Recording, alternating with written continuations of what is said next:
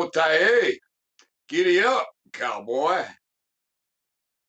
Hey there, everybody. You you brave viewers, you you intelligent, high intelligent. Welcome, welcome. I think I got a good talk for you today. Um, I think so. And so where do I want to start? We're going to talk courts. We're going to talk jurisdiction. We're going to talk, that's me, myself, and I suppose you, if you get in the comments. If you get in the comments. I'm going to talk jurisdiction. We're going to talk now time jurisdiction. We're going to talk fiction jurisdiction versus fact jurisdiction. And then we're going to be getting into how to own your authority. How to own your authority. This has been the message I've been bringing forward pretty much since I started being public. And I've been on quite a journey. I've been on quite a journey. And so I have learned so much. I am amazed at what I have learned. I wouldn't have thought it possible. I wouldn't have thought it possible, but now I know it to be true. And so my learning is accelerating. Getting served these fiction papers from a fiction court uh, dragged me back into the fire. It did. It dragged me back into the fire. And so I really have not done paperwork in a couple of years. You don't want to go into their courts. Courts are ordered closed. We're under martial law. And so I learned some things about things that I have done here recently, which I'm going to talk about.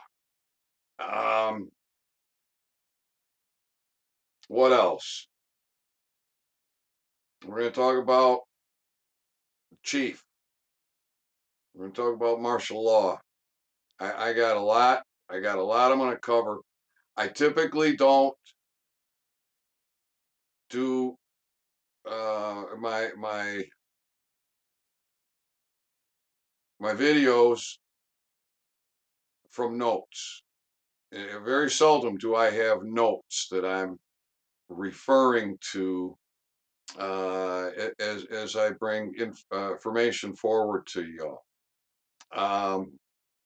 But today's different. I have several pages of notes. Why? Because I've been studying. I've been studying, so I've been writing shit down. I've been writing stuff down, good stuff. And I have been working that fiction paperwork. I'm going to go through that with you and show you how easy it is to destroy it. How easy it is to destroy. If you have a second grader,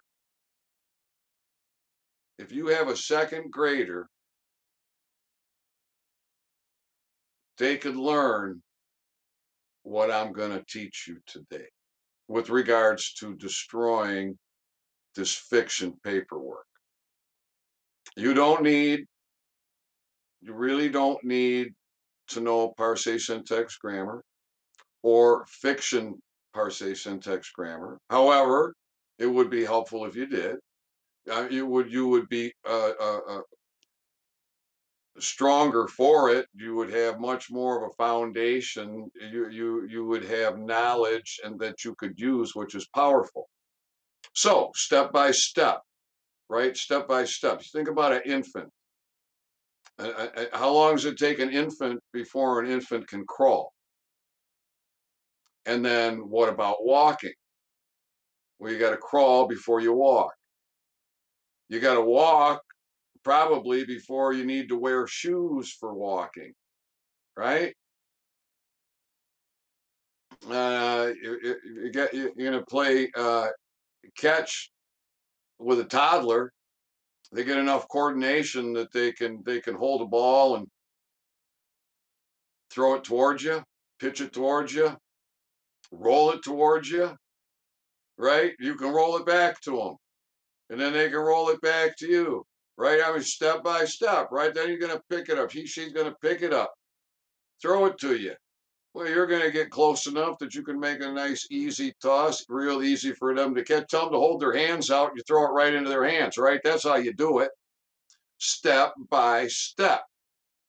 So I'm gonna show you something so fucking powerful to destroy the fiction court paperwork that a second grader can do it. But I got a lot I'm going to cover before I get there. I didn't have any trouble with the microphone. I'm hoping the audio is good. So I've been listening to a lot of videos, 4 years old, 5 years old, 6 years old, and some of them for the first time. And I'm blown away. That they didn't come into my feed sooner. And and the views on them are low. I mean, it's ridiculous how low the views are on such valuable content. And I'm going to put the link for one of those talks in the comments on both the YouTube feed and the Rumble feed after this live stream ends. So from that video that I'm going to share with you all, I have been taking notes. Now, I can't tell you the guy's name because I didn't care enough to even pay attention. I was really paying attention to what he was saying. And I'm still studying that video. So I listened to it once. And then I started listening to it again. And then I said, all right. Get the clipboard, get the paper, get the pen, start making notes. Teach yourself. A lot of this stuff I've been hearing for many years. But how how it registers, it's part of it is cognitive dissonance. Because the paradigm shift is it's heavy. It's heavy. So go easy on yourself. As you're going through the learning curves, and mistakes are teaching tools. People are so afraid to do anything because I might make a mistake. Well, as long as you're not putting yourself in bodily danger, putting others in bodily danger, um, what's the problem? What's the problem? Um, and if your works can keep you from danger or keep others from danger, well then um, it's worth having failures along the way to get to where you need to be, because none of us are just going to just get there. Like you take a breath and all of a sudden, oh, it's done. No, But you can learn from others. And I like to keep it stupidly simple, not keep it simple, stupid, not keep it simple, Sam. No, keep it stupidly simple, so simple that the stupid can comprehend it. Because if the stupid can comprehend it, then us dumb down, we can own it. And and that is so critical for you to own your identity, to own your vessel, to be the helmsman of your vessel so you can navigate in this realm, so that you can fight off the forces of the fiction, because everybody's trapped in the fiction. Everybody's trapped in the fiction. However, there are many who are working their way out of that matrix, but it's near impossible on this now time, this day, or the yesterdays, uh, to be there, to be out of the matrix, because it is so deep and it's so vast and it's so entangled. Um, however, you can you can be there on your knees, bent over a barrel, taking it up the backside every day because you're too fucking lazy to take a chance on learning something and growing a pair and standing. So, um, from the video that I'm going to share with you, I've been taking notes and I'm going to do my best to explain it to you. Now, what I say and what you hear may not be the same thing. I'm going to give you an example of why that might be. All right. Now, again, I don't know. This might be too much for second grade. This might be too much for second grade, maybe fourth grade math level, or fourth grade own your authority level, um, fourth grade comprehension of something so simple.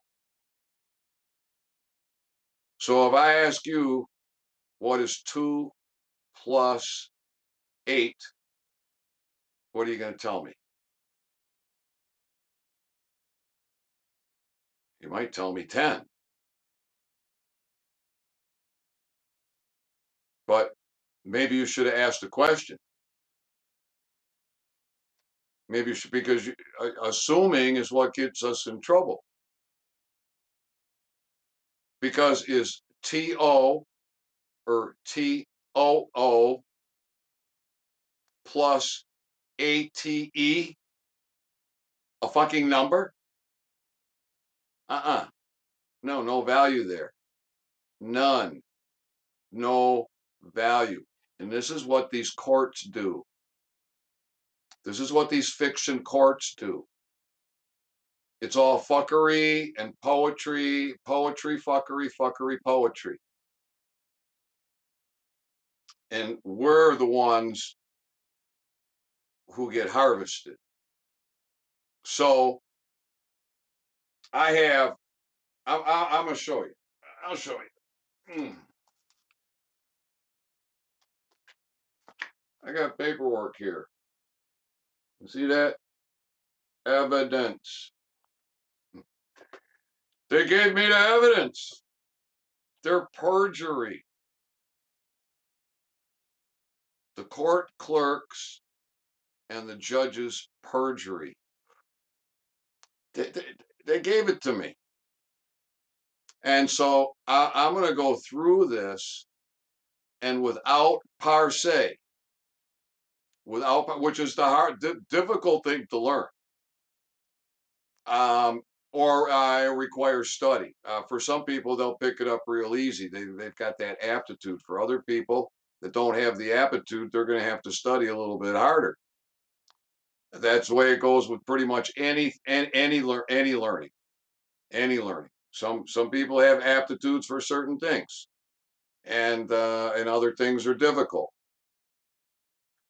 So this is what I'm going to go through on this later with you. Um, I feel is high value. So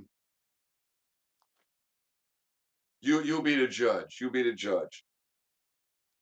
All right. So what an autograph? Are you familiar with colon, Russell, hyphen, not dash? Dash is the long one. Hyphen, colon, Russell, hyphen, J, full colon, Gould. Period. That is an autograph. Upper and lower case. Uppercase or capital for the first letter of the name, first name, middle name, last name, or family name, however you want to find it. What is that colon? What the fuck is that colon? Why is it there? And what's it saying? Based on my study, that is a prepositional phrase. It's a prepositional phrase. It means for the. And what is the hyphen? The hyphen is to join the first name and the middle name. And then after the middle name is colon again. And again, it means for the. So if I write colon Ethan hyphen D colon Dean period, what the fuck does that say? Because I know what you heard. You heard colon Ethan hyphen D colon Dean period. Now, my comprehension is there's no abbreviations in the now time, now space, correct sentence structure, communication, parse, syntax, grammar. So I'll clarify for you. D is my middle name. D period is my middle name. My mom and dad divorced when I was young. My mom remarried when I was young. I was adopted, and I hated that man. He was a sadistic, narcissistic, psychopathic pedophile, and I beat the shit out of him so bad one day. I think I was about 13 years old, and so I'm not that big. And he's a full-grown man, and I wailed on him. Man, did I wail on him. And my mother came to me a day later, I think. She said to me, she said, "He'll never touch you again." She says, "You might have killed him. He will never touch you again." She was worried about him, not me. She was worried about him, not me. The reason she said he would never touch me again is because she didn't want him to fucking die from my hands. And if there was justice, if there was justice, but see, we live in a world without it, without morality, and so I hated that adopted name. Now, maybe under other circumstances, I would have embraced it. So I was born Ethan Dean Rand, R-A-N-D, which was a changed name because my grandparents were 100% Polish. My father is 100% Polish. And they came over on the boat, and Grandpa opened up a bookstore in Detroit, and the last name was Sajak. So that's uh, that's some of my roots there for you. But I was adopted Ethan Dean Horner. So I went through school, uh, um, uh, geez,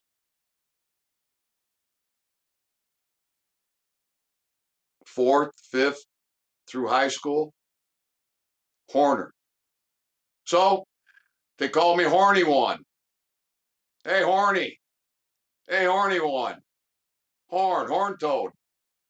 Uh, so, kids are kind of brutal. And, but, hey, I might have embraced that Horny One if, if, if the situation were different, but I hated that man, and his horniness was perverted, and so I had to shed that name. I had to shed it, and so I decided I would simply keep my name. I was born Ethan Dean Rand, so I kept the D from my middle name, and I converted my middle name to my last name, and I went through the process of a name change in a fiction court, and I got her done. I got her done. So,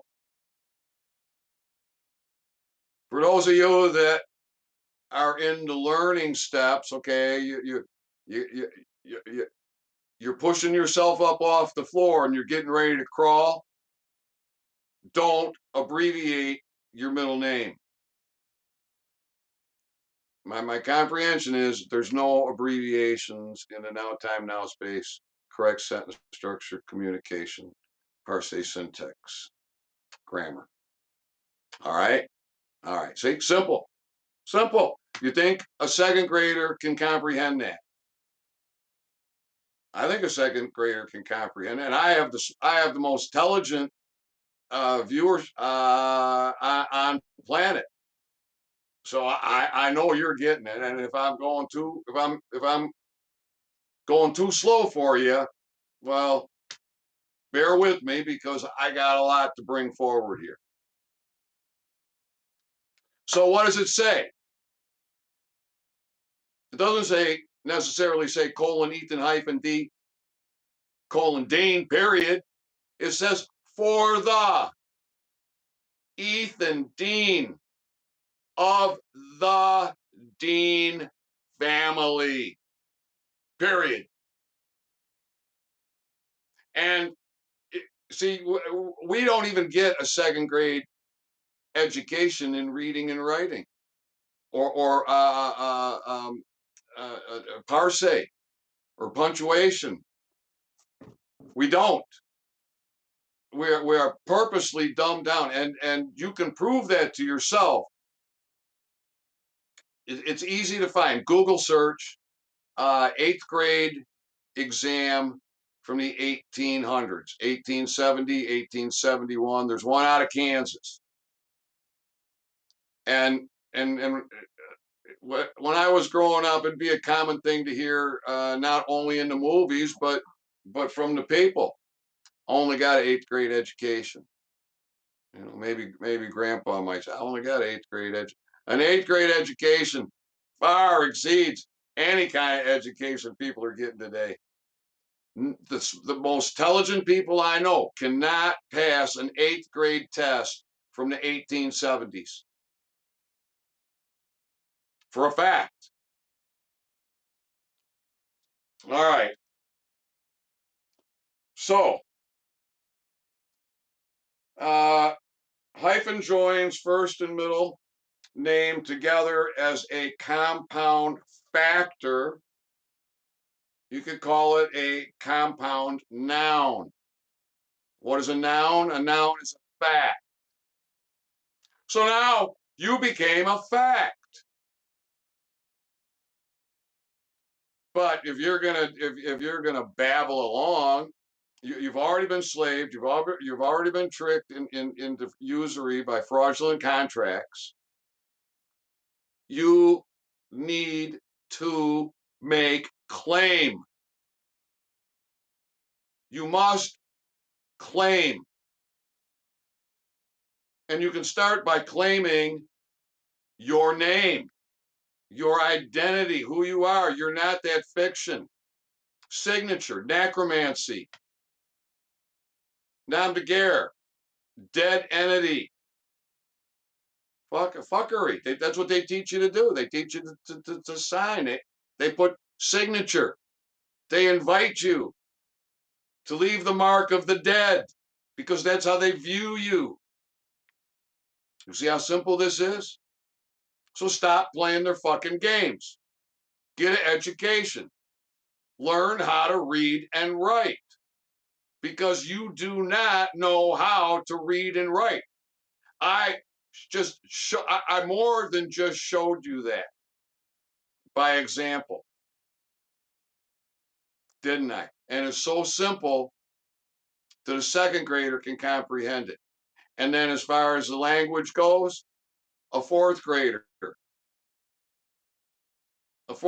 can comprehend that TO plus 8TE does not equal a number. 2 plus 8 is up to subject interpretation. You see? All right, I'm gonna wet my pipes. I'm gonna wet my pipes.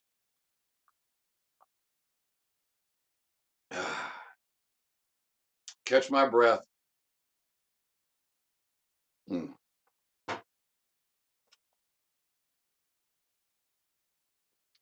Temperatures are dropping, and the wood stove is on low. So take care of that. I think should exercise my lungs. Very important, very, very important. Smoking been very, very good to me. Very, very good to me. All right, moving along, moving along.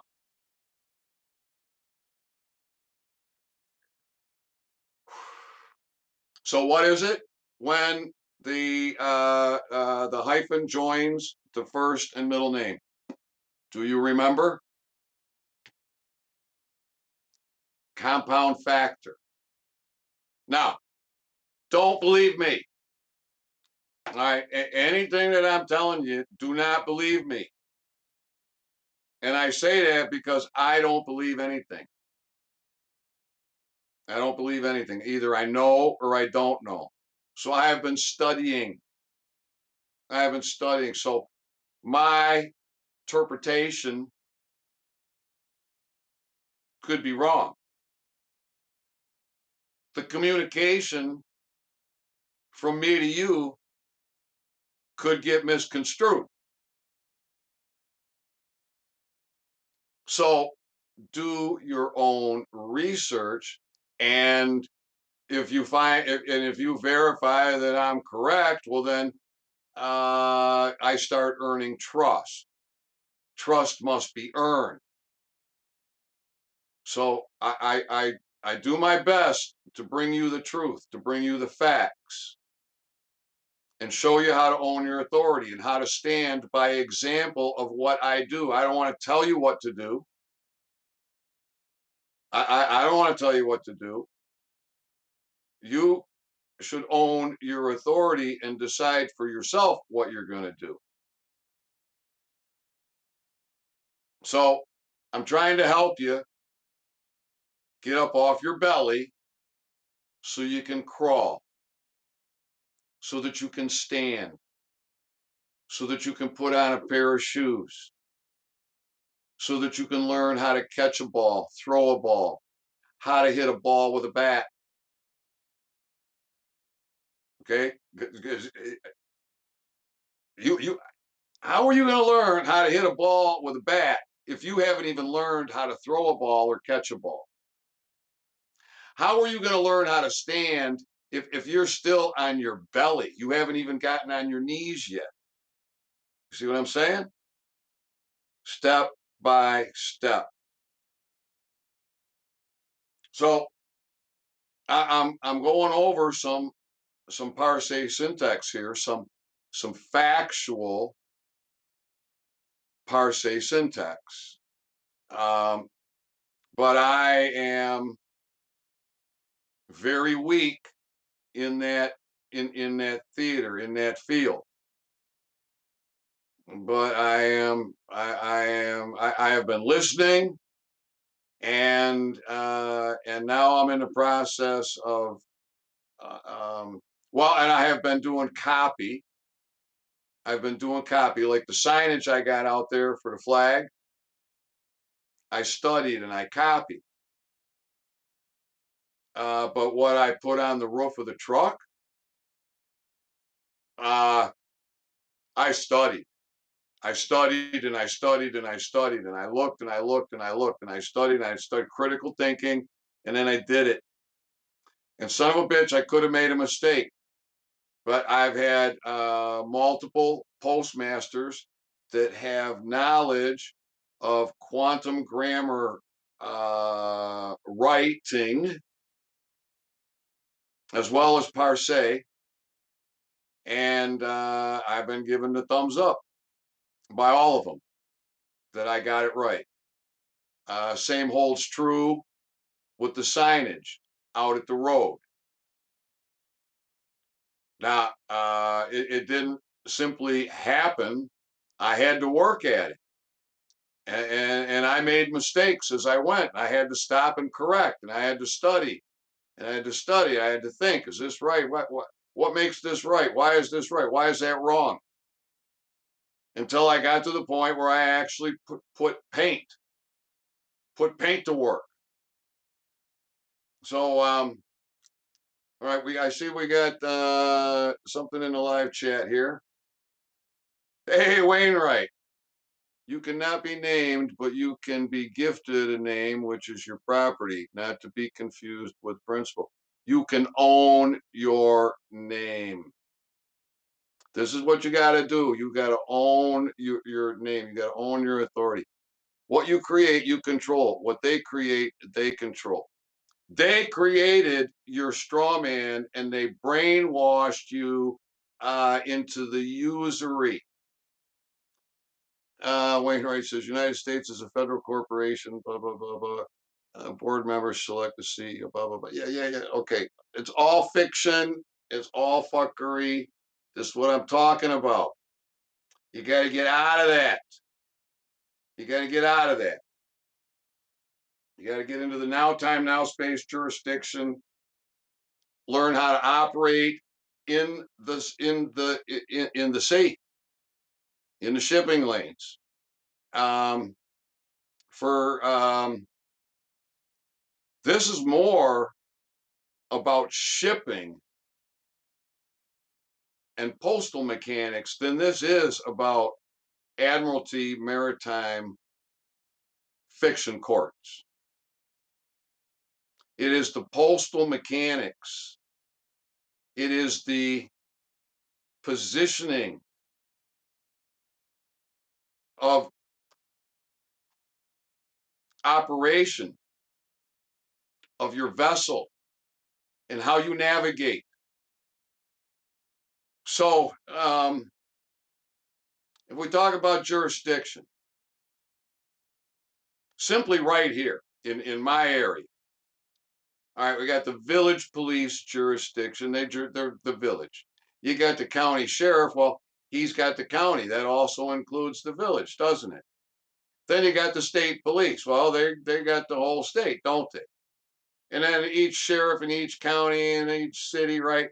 So Calcasieu County sheriff doesn't have jurisdiction in the other counties, does he? No, he doesn't. So these courts, they're flying a military flag. If it's got a yellow fringe on it, it's a military flag. If it's a state flag with a yellow fringe, it's a military flag. If it's got a yellow fringe on it, it's a military flag. They are warring with you. That is the enemy's jurisdiction. Comprehend that.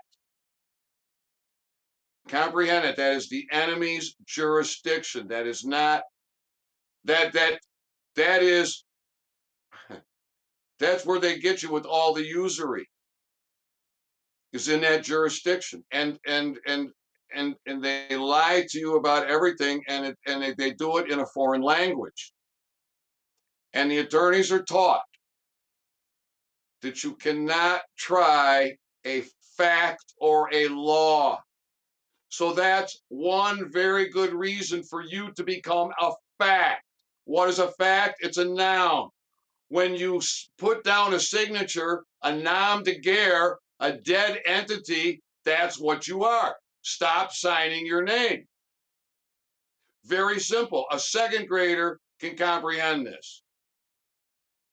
The all caps name is a corporate fraud. Stop putting your name in all caps. It's a dead entity. That's a nom de guerre. Very simple. Your cognitive dissonance might be giving you a hard time, but the Constitution, but this, but that, but fuck all that fucking forget. You got you got to comprehend how you have been tricked and stop falling for the fucking bait. All right, I'm trying to move on here. All right. So a noun is a fact. You make your name a noun. Your name now you are a fact. No fact or law can be tried in those fiction courts. That's what they teach the attorneys, the bar attorneys. Um, that was my next note on that page. So, done with page one. So, I've said this, but I'm going to say it again. We were given a second grade reading and writing level education. We were taught fiction syntax grammar. So, what is a positional phrase? I give you some examples of a positional phrase. The colon, for the, or you can simply write the words out, for the, on the, at the, with the, by the, and there's more. But again, I'm not the scholar here. I'm the student. So the is not a prepositional phrase. It is have. So it becomes an adverb. It becomes an adverb. Adverbs are modifiers. They modify the word ahead of them and the word following. So this is what the postmaster in the talk that I'm going to put in the video for you. This is what I got out of it. This is what I got out of it. And he's saying the same things that I have heard, but I have never studied the way that I'm studying now. What's a verb? A verb is an action. And as the example I gave you earlier, the spoken word cannot be qualified. The spoken word cannot be qualified. It's open to interpretation. 2 plus 4 is 8. No, 2 plus 4 plus 8. TOO plus FOR plus ATE. What is that? That's gobbledygook. That's not math. That's an illusion. That's trickery. And so the attorneys, they have a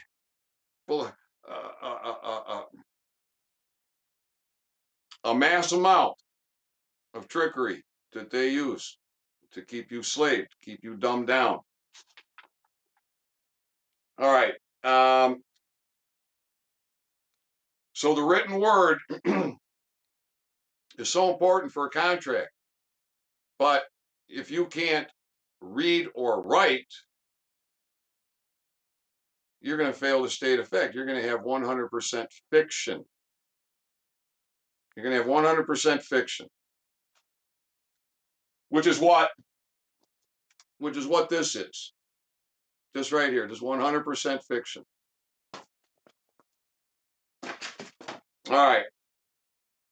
Now this I don't comprehend. I don't comprehend this, but this is what the guy's teaching, and so you'll get to listen to it if you listen to his talk. He's going to tell you a lot more than what I'm bringing forward. He's going to tell you more than what I'm bringing forward because I'm not covering all of it. So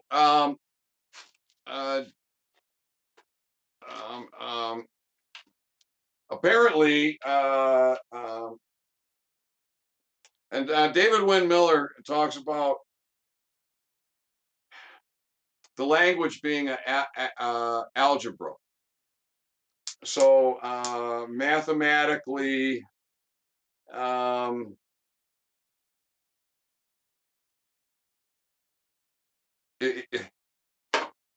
it has a mathematical aspect to it.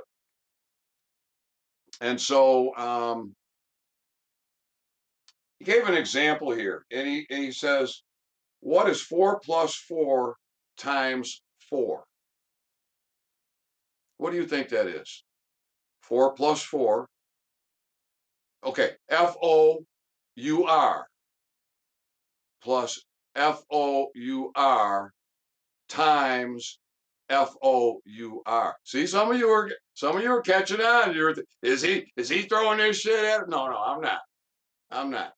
So he's talking about order of operation when he asks this question. So 4 FOUR plus FOUR is what? 8 times 4 is what? All right. Apparently, that's the wrong answer.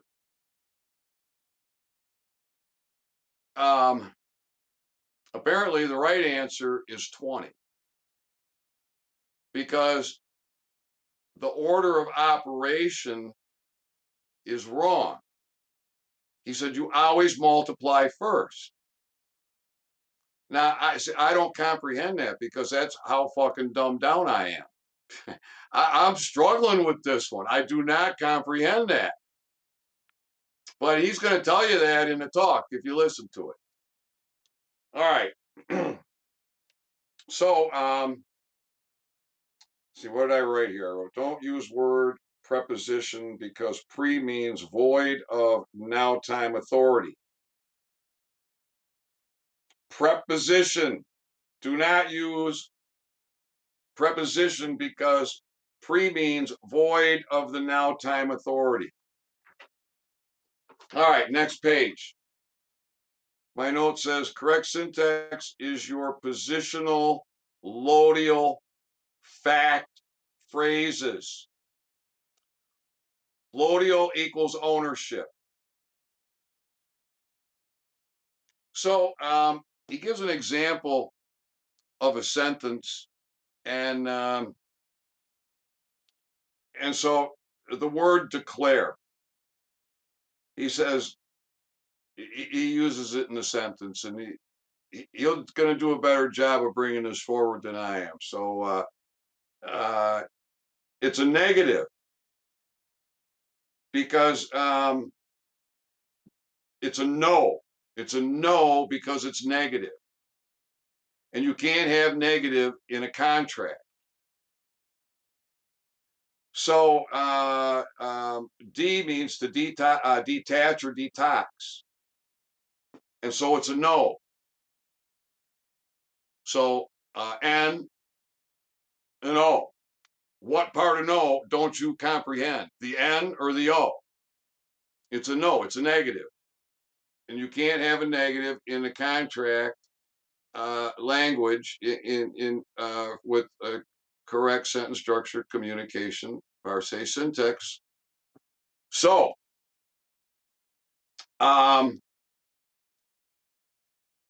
there's so RE, like respect.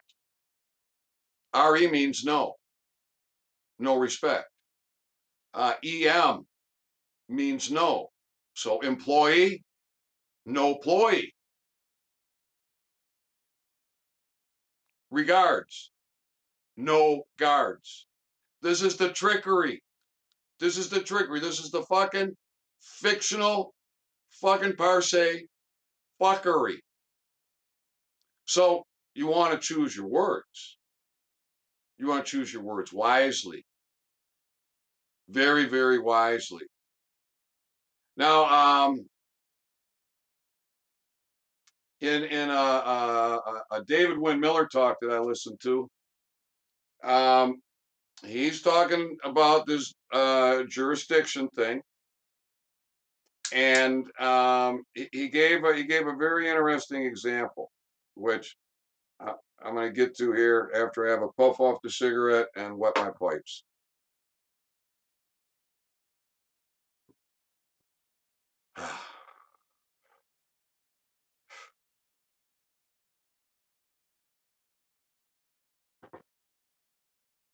So if you remember earlier when I was talking about my area here, you got the Kalkaska Village Police. They got jurisdiction in the village.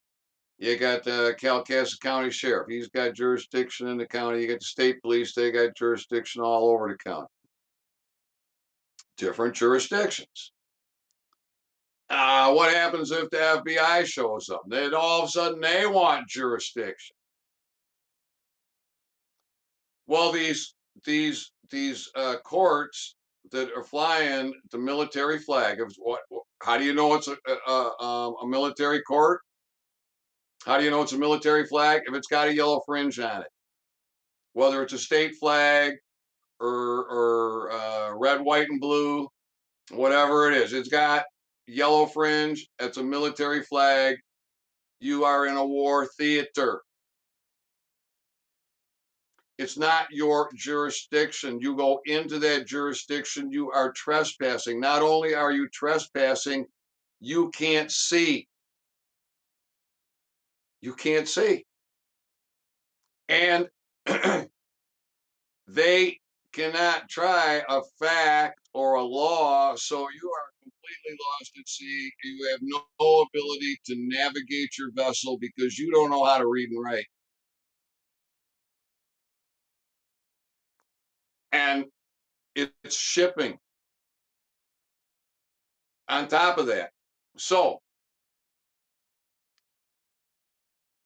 I don't go into those courts. You got a lot of people Big Daddy here, uh, a month or two ago was advising the people to file paperwork into those fiction courts.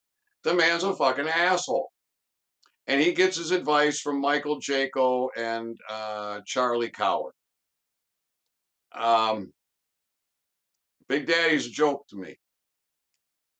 So, what is a summons? A summons is an invitation for you to trespass on the enemy's jurisdiction. Why? So they can harvest you. So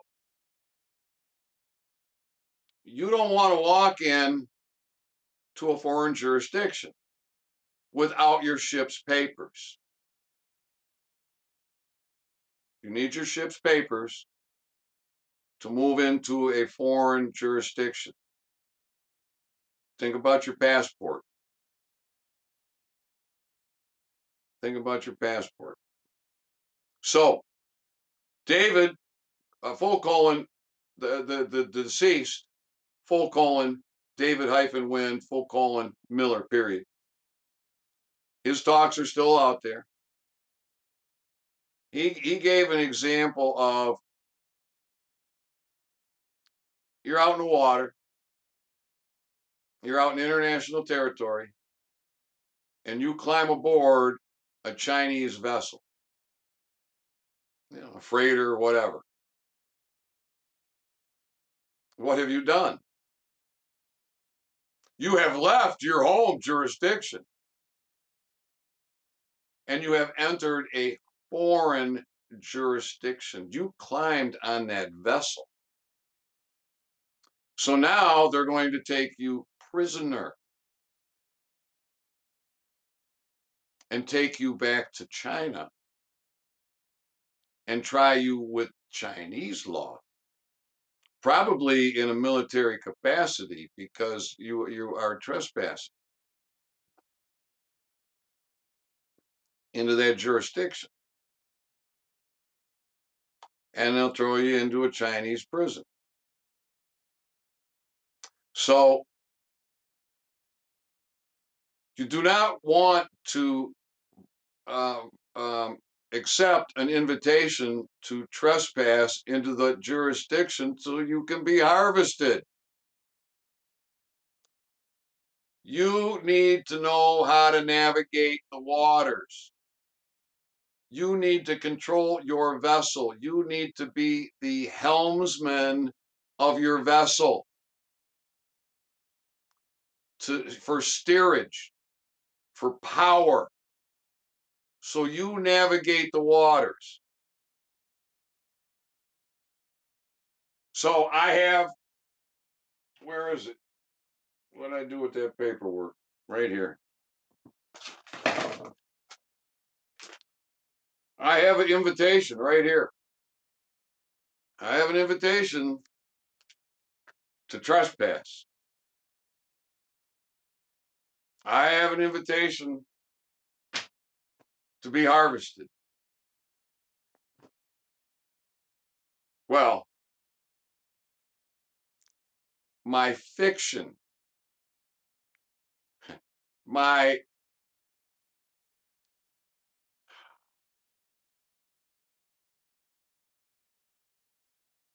the fiction they created for me has been invited to trespass and be harvested.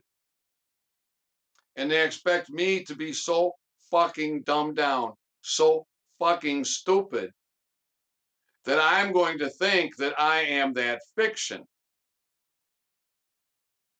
and that somehow I have rights and I'm going to go into that foreign jurisdiction and defend my rights when I have no fucking rights in that jurisdiction. That's a jurisdiction of the dead, the nom de guerre. They're going to want your signature.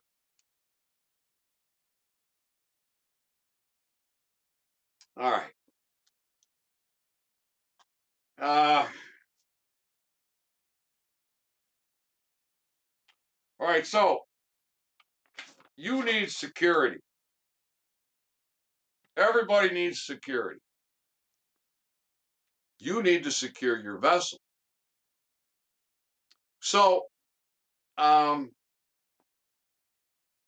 in the fiction theater, there's salvage laws.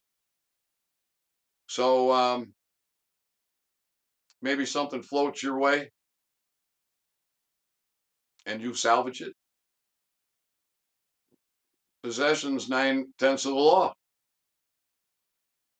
right? So now the guy in the talk, he gives an example of when he's talking about this securing why you need to be secure because you're in a world of pirates. He says, he says, I take a gold coin and I walk out to the sidewalk and I put the gold coin down on the sidewalk out in front of my house. And I say, I'm going to come back and get that later tonight. And then he says, no, you're not. No, I'm not. Why? Because it'll be gone. Because it's unsecured. You left the fucking valuable out there to be fucking salvaged. And this is what they're doing to us in these courts because they've got us so fucking dumbed down. Talking too much for smoking. I'm holding a cigarette without a coal. All right. I think I'm getting close to being done with my notes. All right. Now he says that Rusty, that's full colon Russell hyphen J full colon cool period. He's I refer to him as Rusty. Rusty wants us to be familiar with the fiction Federal Rules of Civil Procedure, Rules 12. Let's see, yeah, Rule 12, 1 through 7, and specifically 12B6, which has to do with failure to state a claim which relief can be granted. So, I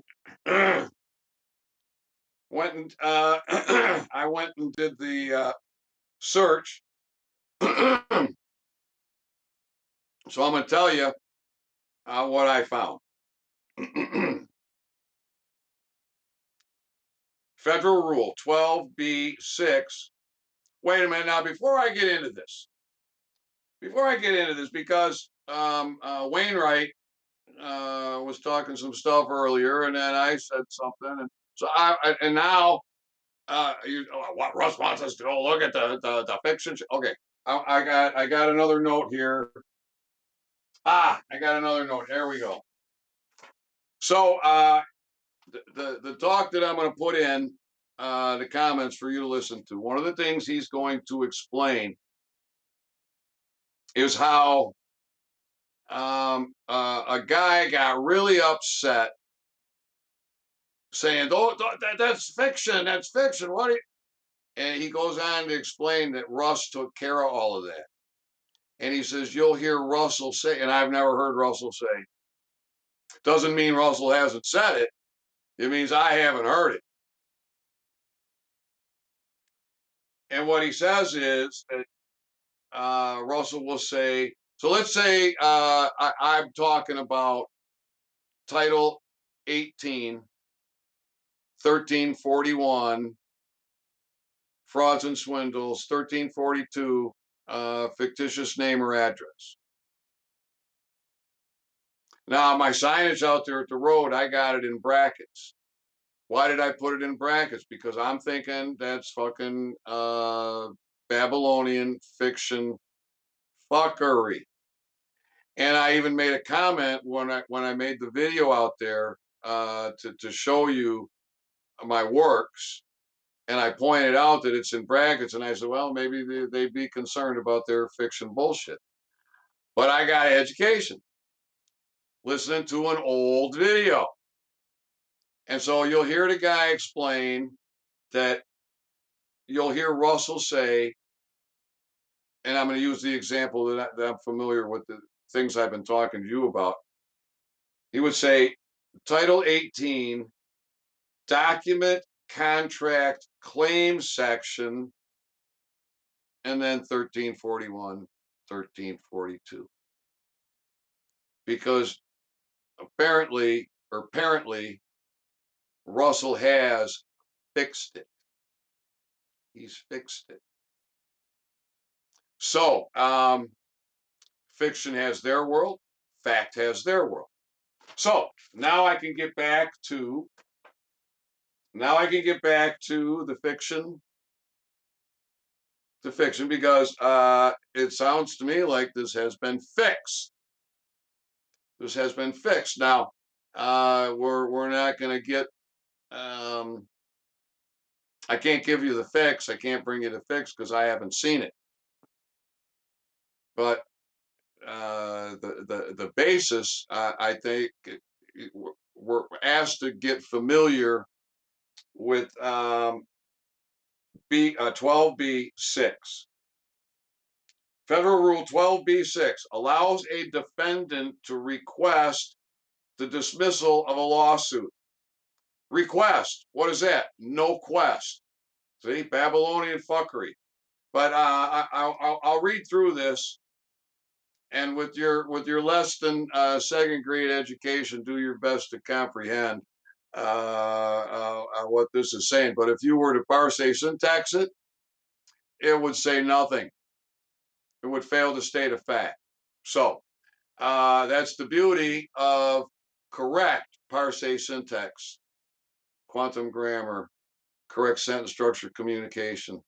All right, so Federal Rule 12B6 allows a defendant to request the dismissal of a lawsuit on the grounds that the complaint fails to state a claim. The complaint fails to state a claim upon which relief can be granted. This means the complaint must include sufficient factual allegations to support the legal claims being made. Overview. A federal rule civil procedure allows a defendant to file a motion to dismiss a complaint for failure to state a claim upon which relief can be granted. This rule is crucial in civil litigation as it tests the legal sufficiency of the plaintiff's complaint. Key aspects. Purpose. To challenge the legal basis of a claim without addressing the facts. Timing. The motion must be made before the defendant files a responsive pleading, such as an answer, AN, no, a no, sir. Standard of review, no view. The court assumes all factual allegations in the complaint are true and evaluates whether they state a plausible claim for relief. Relief, no leaf. No leaf. Common reasons for dismissal. No sons. No sons. What part of no don't you comprehend? The N or the O? All right, a motion under Rule 12B6 may be granted if the complaint does not allege sufficient facts to support the legal element of a claim. The claims are based on bare legal conclusions without factual support. The complaint fails to establish a legal basis for relief sought. Examples of application. In a negligence case, any, I think that means no, I'm not sure. The plaintiff must allege specific facts showing how the defendant breached a duty of care and how that breach caused harm. If the complaint only states legal conclusions without factual details, it may be dismissed under Rule 12b-6. Understanding Rule 12b-6 is essential for both plaintiffs and defendants in civil litigation, as it significantly impacts the progression of a case. So, there's a mouthful of fucking bullshit. Um, babble that is, if you were to parse syntax that with correct parse syntax, it would say nothing. It would say nothing. So, and those are written words. Those are written words. Uh, and this is what the attorneys do: subject interpretation.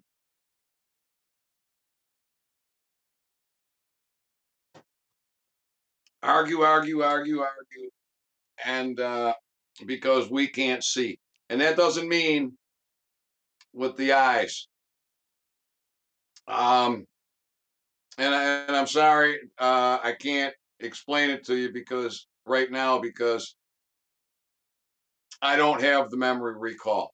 But that when a judge says you can't see, they're telling you something that you don't comprehend. And so I'll be looking forward to getting back to that talk. And the problem for me is I don't know which one it was. Um, I could use an assistant. I could use an assistant to take notes. I could move along so much faster.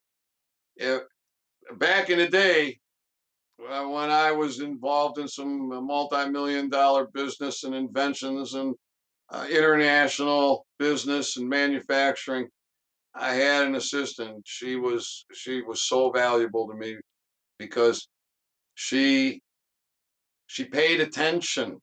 She paid attention to me. She paid attention to what I said. She paid attention to what I did. And if I wanted to know about this or about that, she could look in her notes and uh, shaboom. I struggle with fucking uh, piles of stuff. So um, now another thing. Oh, so there's a lot more, right? That was was he wants to study Rule 12. What is it? Rule 12, 1 through 7. So that was 1B. We didn't even review 1. And I don't know if there's 1C, D, E. I have no idea. And I haven't even looked for anything else. I did a specific search for Rule 12B-6, and that's what it pulled up. So you want to be a fact. You want to be a fact. Now, my fiction paperwork. Here we go. All right. I how do I want to explain this to y'all? Oh, there's something else I want to tell you.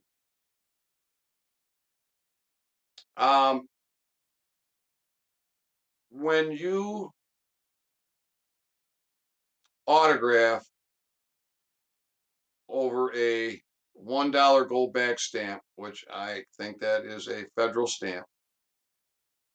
I'm thinking that is a federal stamp, a $1 gold back stamp. When you autograph over that stamp and your seal, you make the seal touch the stamp and the paper, and your autograph touches the paper and the stamp.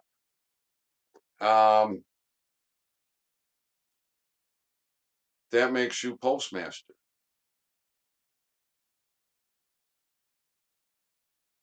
How simple is that? That makes you postmaster. Makes you postmaster for that contract. Now, In the fiction world, um, nothing can stop the mail. Can't interfere with a postman in his duty.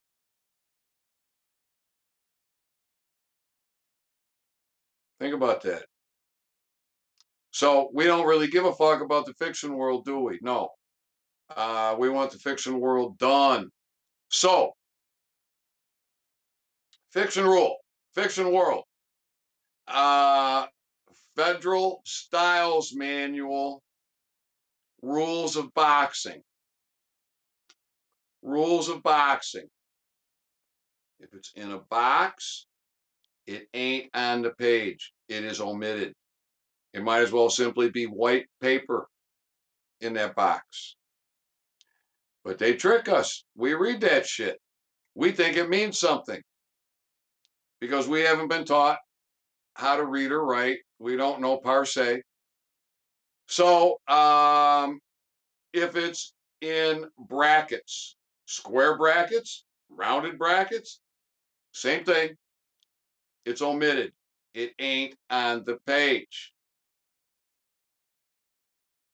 If it's in italic, it's omitted. It ain't on the page. If it's in between two long dashes, it's omitted.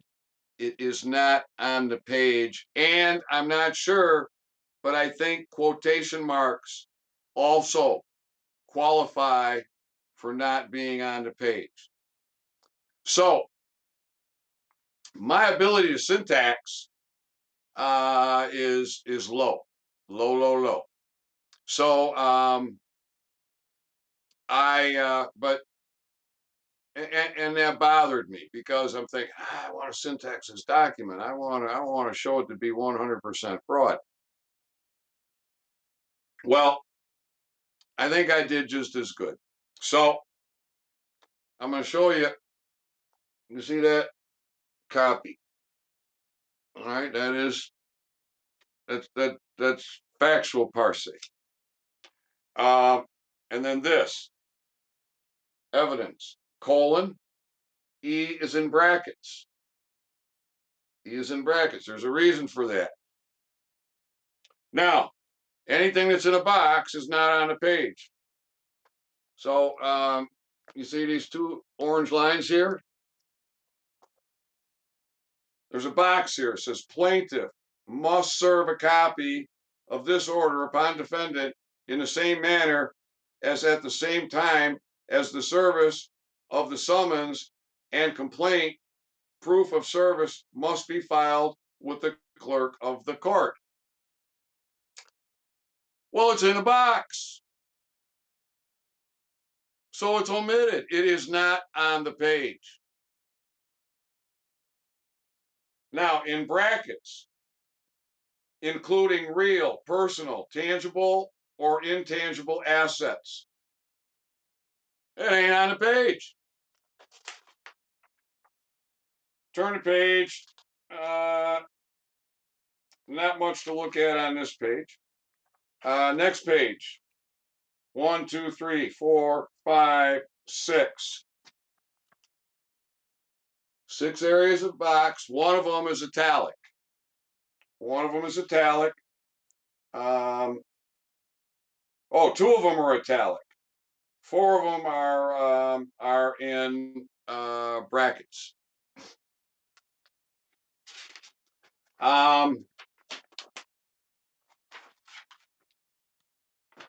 This page.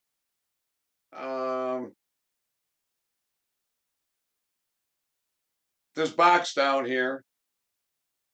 I certify that a copy of this scheduling order was provided to the filing party with approved summons on December 2nd, 2025 by personally CH Livingston County Clerk, Assignment Clerk. It's all in a box. It ain't on the fucking page. And there's a box in the box. And the attorney's got her P number in brackets. It ain't there. All right, now, let's look at this. Summons. Summons. Is that summons in a box? The summons is in a box. There's no fucking summons. It's omitted. It ain't on the fucking page. Federal Styles Manual. Rules of boxing. Like I said, a second grader can do more for you with this knowledge than you have been able to do for yourself in the past.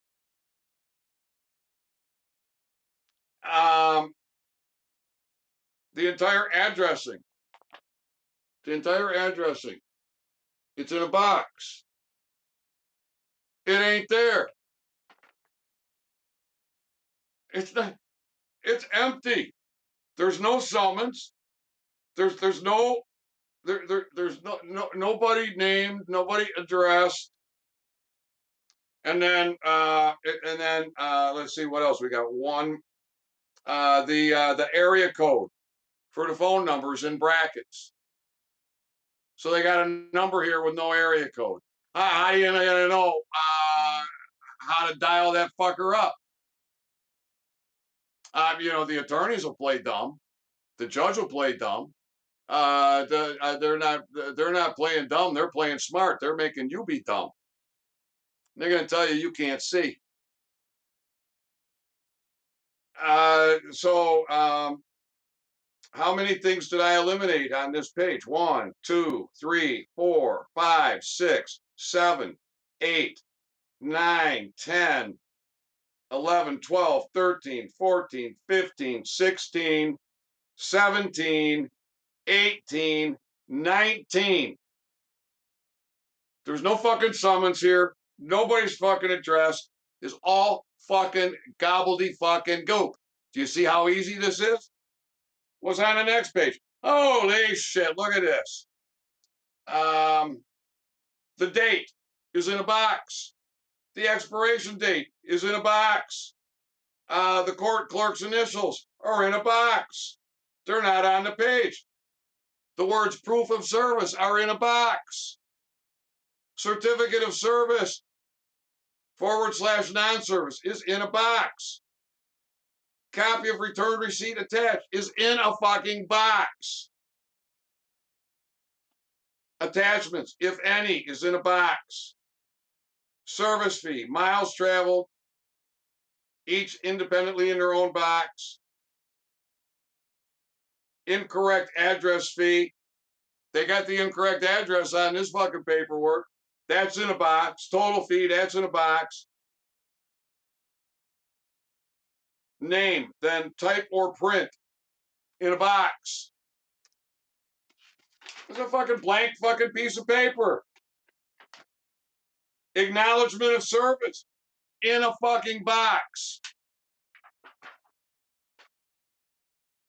This page.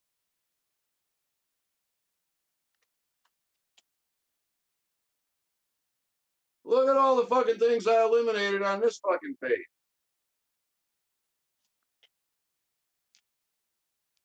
Complaint. Not there. It's omitted. Plaintiff's name in a box. Defendant's name in a box. Area code for the phone number in a box. Another thing here in a box. Another thing in a box. I'm not telling you what's there because I'm not giving closure on what this paperwork is all about at this time. My concern is destroying the court clerk and the judge. The court clerk, the banker, the court clerk, the one with all the power. The judge sits up there on the bench and rattles. That's all. It's the court clerk. It's the court clerk that really fucking fucks you. It's the court clerk that puts the fucking seal on the fucking document. All right, next page in this fixing fucking paperwork. Nothing here on the next page. Oh, my goodness. Look at this page, would you? Look at all that fucking shit. It ain't there. 1, 2, 3, 4, 5, 6, 7, 8, 9, 10, 11, 12, 13, 14, 15, 16, 17, 18, 19, 20, 21, 22, 23, 24, 25, 26, 27, 28, 29, 30, 31, 32, 33, 34, 35, 36, 37 fucking boxed words. They're omitted. Oh, there's another page. Holy shit. Look at all these boxes. Look at all these marks. 1, 2, 3, 4, 5, 6, 7, 8, 9, 10, 11. What do I have in my hand? I have a signed confession. I have a fucking signed confession from the court clerk of perjury, fraud, and so um, this came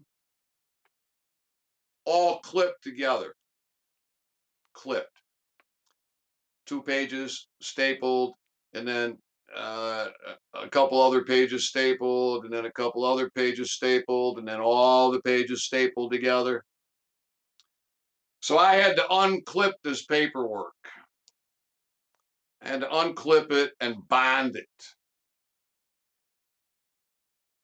I bonded it. No clips. Why? Because I'm a man. I'm owning my authority.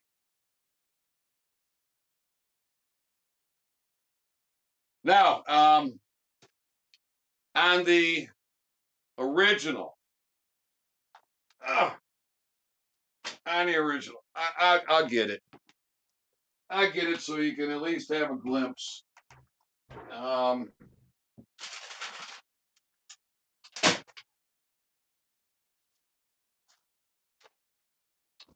I marked up 2 copies. I marked up 2 copies because they're going to the one's going to the court clerk and the other one's going to the plaintiff.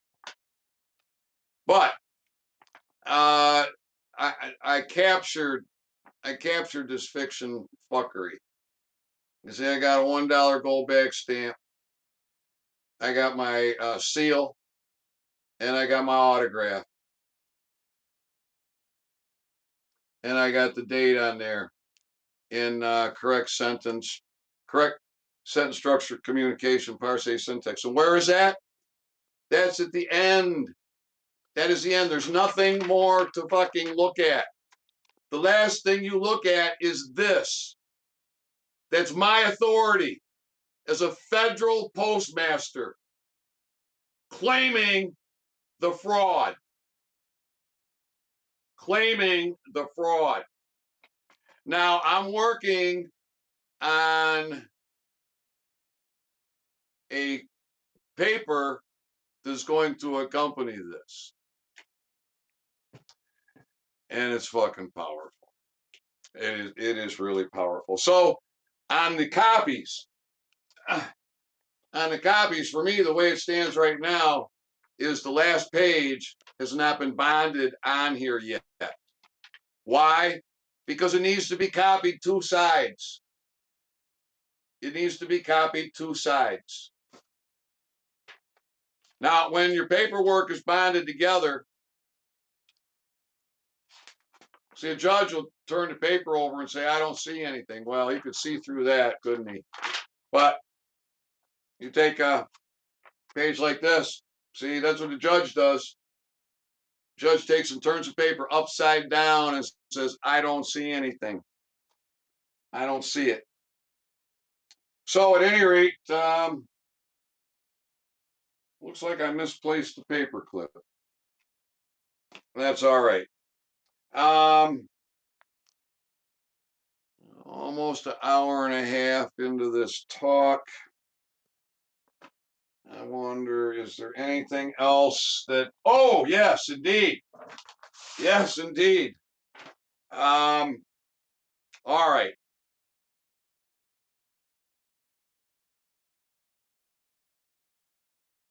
In this talk that I'm going to put in the link, or in the link in the comments section, I'm pretty sure that this information is in the talk. He talks about that David, the deceased, David Windmiller, was counsel for Bill Clinton. And so you remember Bill Clinton having to give testimony about the Monica Lewinsky thingamady, right? Um, and Clinton says that depends. That depends on what the definition of is, and then he pauses, is. So that's how it got ended, and that was because of David Wynn Miller. Now, I think it's also from this talk that he talks about how Hillary was very, very good at the Parse syntax, and I also think it's in this talk that he tells us that. Well, I'm going to back up. Russell tells us that David was teaching the 1% of the 1%. So David schooled up Kamala. David schooled up Kamala. And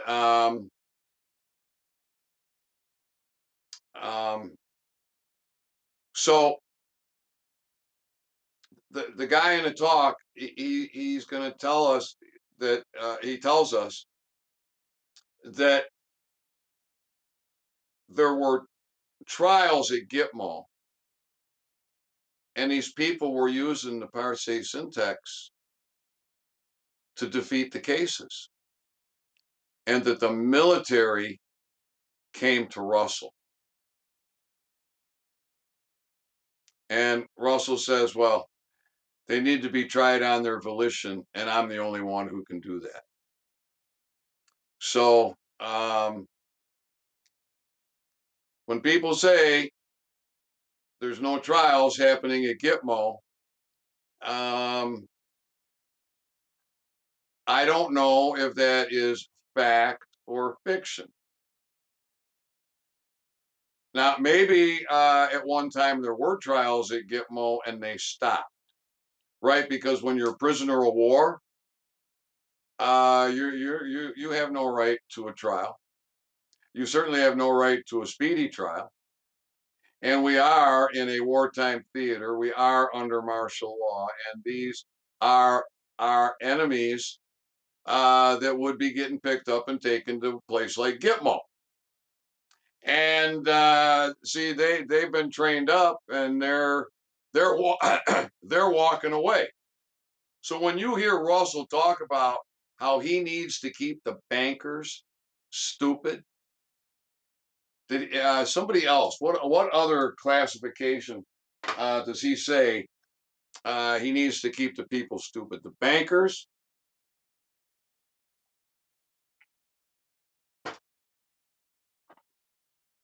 I'm not sure, but see, there's a reason for that. He talks about He's got a bank for us, copious amounts of money. Uh, when that switch happens, the world changes, and we get out of scarcity and we move into abundance. We get away from the fiction fuckery, and the people learn to govern themselves. That's how the system is set up. It's set up for we, the people, to govern ourselves and to be accountable. Be accountable. And the way that it's set up, Russ doesn't have to police it. So how that all plays out, um, I, I'm looking forward to see that happen. All right, the chat. There's been comments in the chat, but I wanted to avoid that until I got through saying what I had to say, so that I didn't lose my train of thought and go off on some. So I'll take a look at the chat, see if there's anything I should respond to. Um, uh, Richard Rowlands says 28 USC subsections to those courts are tax courts. He says they are administering separate state, and church says not applicable. He says if you want to acquire higher status than all these ass clowns called public servants down there at the courthouse, you can get a P10 number through the IRS, signing up as enrolled. Oh yeah, the IRS is a foreign corporation based in Puerto Rico. Go for it, man. Go for that shit. Be a fiction fuck. An agent for the principal is a step down from the sovereign. I rule my kingdom, I rule me, and all fruits of that tree, as above, so below. So navigate as you will, bro. Navigate as you will. If you want the power, if you want to own your authority, if you want to take advantage of the buoy system, if you want to be able to destroy these motherfuckers, so the simple comprehension of boxing and flag law. If it's got a yellow fringe on it, that's a war flag. And so a summons is an invitation. Now, they tried to trick me with this fiction paperwork. It says summons on there multiple times, doesn't it? No, it doesn't. Why? Because it's omitted, because it's in a fucking box. So it says nothing. I'm also invited for wire fraud, because they got a pretrial set up as a Zoom call. So they're trying to get me involved in their wire fraud. I ain't going for it. No. All right, now I'm going to tell you something else that I am very, very pleased with. I am very, very pleased with the fact that my works accomplished something that I really was not thinking of in a certain way, which now that I'm thinking about it in that way, it's knowledge and it's power. So, if you've been following along, you know that in 2003, I gave the American people a land location for a court of law. I invited the American people to be here. I operated in that court. I operated in that court. Um, 2024, I gave the military a landing zone. In 2025, I gave the military a post. Now I've done all this correct sentence structure, communication, parse, syntax, grammar, performance. My performances are correct, and I have the authority to do this because I contract sovereign. My bill of lading has charges and credits and zero to equal zero. That means I move my freight for free. So I have that contract. Um, that makes me sovereign, and the military should be responsive to the sovereign authority. But the military is rogue. Military is rogue. The military has been MIA since 1871 and is still rogue. So they need a sovereign base. They need a sovereign post. They need a civil authority. But you know, when I did all what I did, when I went to Camp Grayling, I stepped into a middle of a theater of martial law. I had no idea we had been under martial law for a couple of decades. Not yet, decades. Yeah, I thought maybe I said centuries. No, decades.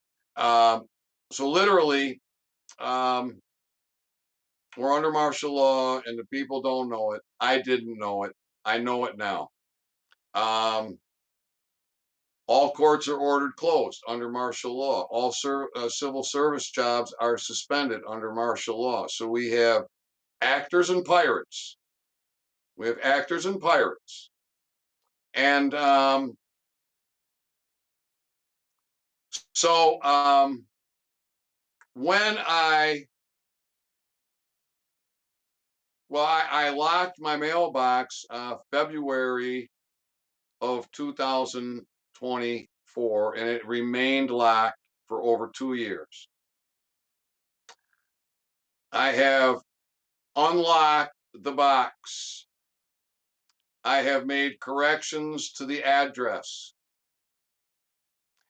and I have posted on the box with the address the Superior Court and the military post.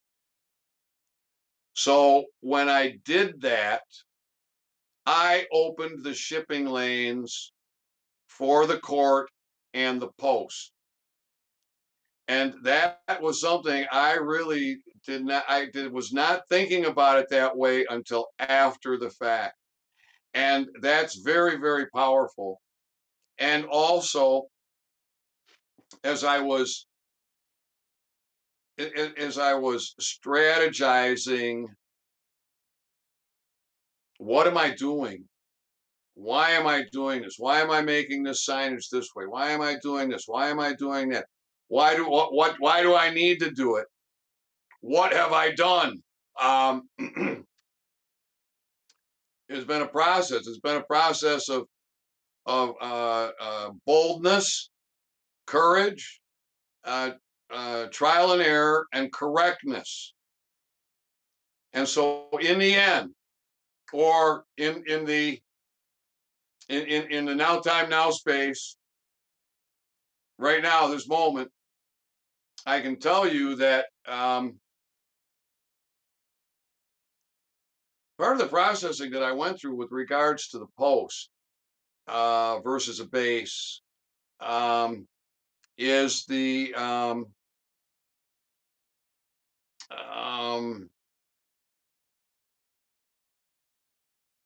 it seemed like the correct thing to do. And the signage on the truck makes that a mobile post. See, back in the day, before mail system, they talk about how there would be a post in the town square, and that's where people would put their post. You want to get a message to a family member, you want to get a message out to the community, things like this.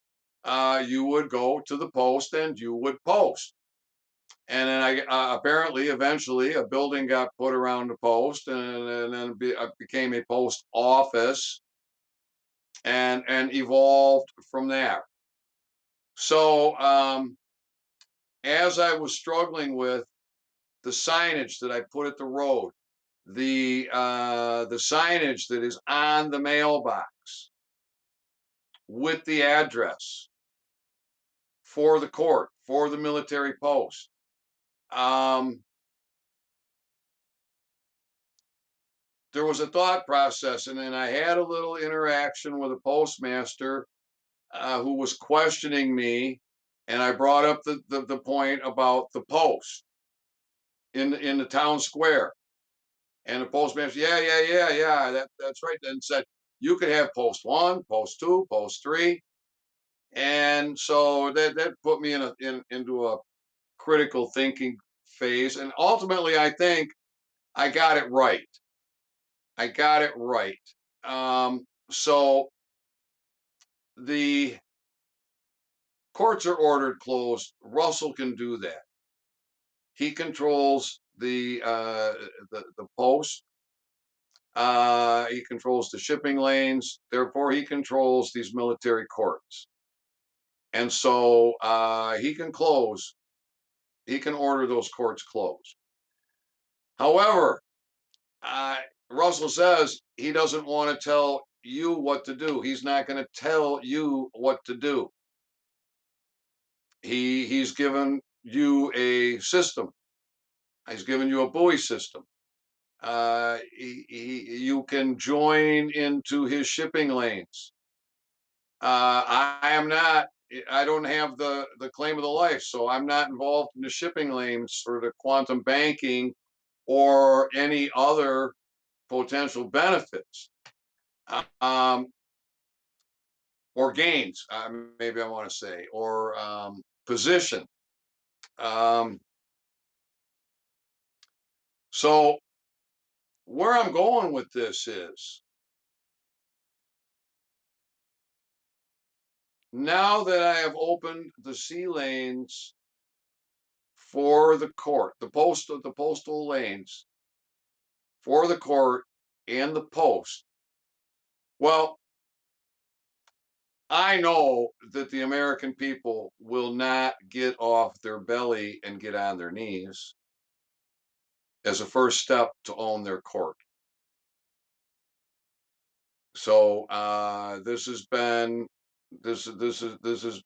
a an exercise in futility to this point. To this point, however, the court is long established now. It'll be 3 years here in a couple of months. It is now um, officially has the sea lanes opened. However, the court is technically closed. I can open the court anytime. I can authorize you to open the court anytime. Do you have the capacity? Do you have the capacity to muster an assembly, to muster a jury, a peacekeeper or peacekeepers? I'm going to say you don't. You haven't. You could if you wanted to own your authority, and then we could all work together to be in a now time now space and correct. Um, and then we could collectively go to the military to get the military involved because of the martial law. So any mail that is going to come to the court, how is it going to be dealt with if the court is closed? Well, the um, the man with the authority of the post can take the position of clerk to hold the mail for the court until such time as that mail can be dealt with.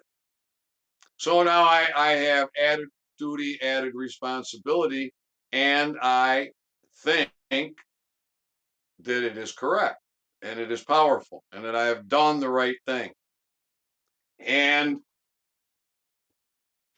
the activity in the sky ticked up. It had been low, low, low, low, low. And 20, 30 minutes after I completed my work at the road, it picked up. And I don't know, I got 5, 6, 7 videos posted for that day. And then the next day, 27. And some of those videos, multiple birds, maybe more than a handful by count in one video. So that was that to me, that was responsive. That was attaboy. That was praise from above. That was good job. Um, Today I posted two. The sky is quiet, quiet, quiet, quiet, quiet for prop planes, quiet for helicopters, quiet for jets, audible or visible. And I'm paying attention. And then I see something that is absolutely not natural cloud formation. It's I think it's a little high tech. Um, it would probably was several jets side by side dropping trail, and then some type of energy to put this kind of motion in it, like a tilde, and separate them and break them up. And so you're looking up at the sky, and at its, I'm calling it its peak. It's got the sun behind it. It's got the sun behind it, so it's really getting lit up that way. And it looks like a sky full of tildes. Well, what is a tilde? A tilde is used for value and location. And so to fill the sky up with tildes in communication trails that were made where I can't see them, and then they drift into a visible position. And I don't know. I certainly didn't manipulate anything. When I noticed it, I picked up the phone. I looked at the phone. The time was 3:33. Now there's something about the 3:3 I have not been able. Something about the communications in the 3:3 I haven't been able to figure out. Now some people want to say it's Masonic. Some people want to say this, that. Nothing I've heard is resonating with me yet. But and then there was one other video. There was a jet. Uh, we had some sunshine today, but and temperature low 50s, upper 40s, low 50s, and wind. So it wasn't really comfortable to sit out and get sun, but I did. I sat out there for, I don't know, probably the better part of a half an hour, and I'm getting ready to make a video before I come in to show that there's no traffic in the skies, none whatsoever. Um, well, so what? Those that want to say, "Oh, this is commercial air traffic that I've been showing," no, what do they do? Take fucking days off? Give me a break. So I'm getting ready to be done out there, and I see a jet off in the distance behind the clouds. He's leaving enough of a trail that I can pick him up and spot him. And I look at the time and I'm like, well, we're about a minute and a half away from being on cue. And so I stood there and I waited because I didn't know if he would turn and go out of view or if he would stay on his trajectory and come back into view because he's behind the clouds. And I see him again. So okay, I'm gonna stick with this guy. And I turned the camera on and I got this guy, and he was there until almost right on cue. I think we're talking maybe like 10 seconds. And then because of the clouds, he's out of view. But I say he was right on cue. He went out on cue. And that was it for the traffic today. Sky full of tildes. And again, what's a tilde? The tilde is for value and for location. And to me, that communication said, this is a high value location. Emphasized with a fucking skyload of fucking tildes. That's what the message was to me. You can call me crazy. I don't care. I don't care. I'll tell you, bring it to you like it is, the best I can. All right. Richard's back and says, you can use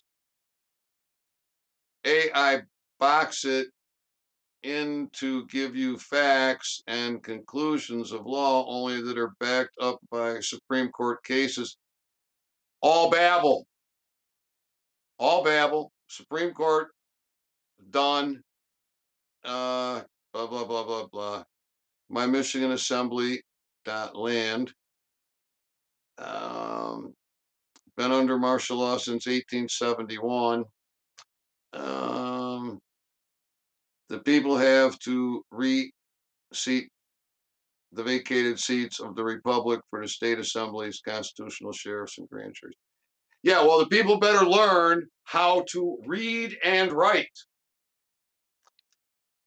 How are the people going to do that when they can't read or write, when they can't make a claim or state a fact? Because they're so fucking dumbed down. And they keep fucking looping about a fucking constitution that doesn't fucking exist anymore. It's void. It was babble in the first place. So you got to keep looping over this fucking past fuckery, this past fucking bullshit, or do you want to fucking step into the now time, now space reality and learn how to read and write so that you can contract, so that you can navigate your vessel, so that we can have peace? I don't know that anybody ever went to war over math. And the quantum grammar is a mathematical communication venue for contract so that there are no misinterpretations. Done correctly, you read it forward or backwards, it says the same thing. And you translate it from one language to another language, translate it to Russian, then translate it to Spanish, then translate it to Arabic, translate it to on and on and on, and you don't lose one word. You lose no, there's no deviation. The communication is it is not twisted. It is what it is. And so now you don't have the misinterpretation issue. Everything is clear. It's laid out. And for contract, you need to have closure. That means both parties have full knowledge.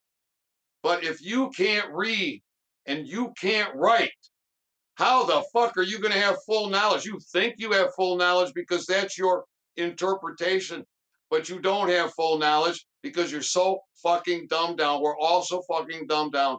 We don't know how to read and write beyond a second grade level. So that's what I got to say for you. The two simplest things you can learn from my position is rules on boxing. you can really destroy a document without knowing parse, as I showed you. And flag law, comprehend jurisdiction, stay out of the fucking war zone. And if you're going to go into the war zone, don't go in there voluntarily as a fucking fool. Ship yourself in. My papers are going to get shipped into that fiction court. I'm going to open up the fucking sea lanes into that fiction court before my fucking vessel ever considers navigating those fucking waters. All right, everybody. I love you. I hope this helps in one way or another. And I'll be back.